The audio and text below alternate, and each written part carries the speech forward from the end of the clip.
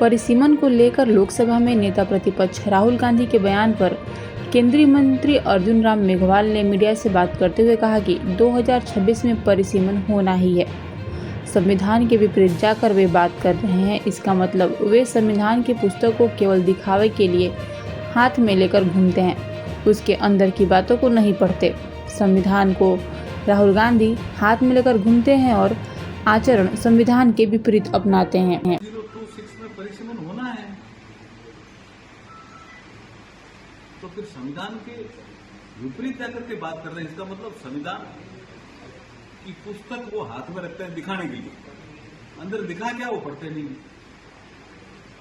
कब तक ये हम सीटों को फ्रीज करके रखेंगे तो ये बताइए। 50 साल पहले ये नहीं हो पाता, अब तक लगातार यही होता रहेगा।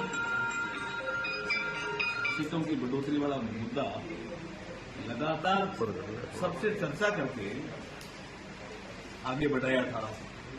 बजट सत्र के बाद 3 दिन का एक विशेष सत्र बुलाया था, सबने अपनी बात रखी थी। उस समय तो राहुल गांधी जी ने ये बात नहीं रखी जो अब ये नॉर्थ साउथ डिवाइड करने की बात, इसका मतलब उनकी मानसिकता ही डिवाइड करने की है।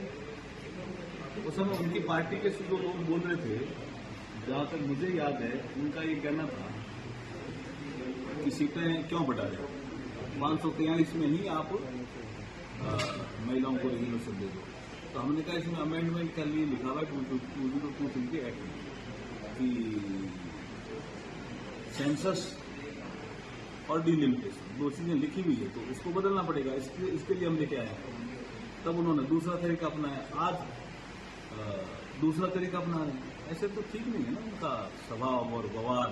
किताब हाथ में रखना कि ये मैं संविधान को जानता हूँ या संविधान के अनुसार हम काम करते हैं और आचरण संविधान के विपरीत करते हैं। और ये जो कह रहे हैं कि प्रदेश के साथ जो है न्याय होगा परिसीमन से, कैसे होगा? देखिए, एक फॉर्मूला दिया था हमने बजट सत्र में, जब विशेष सत्र था तब एक फॉर्मूला दिया था। आज जितनी सीटें हैं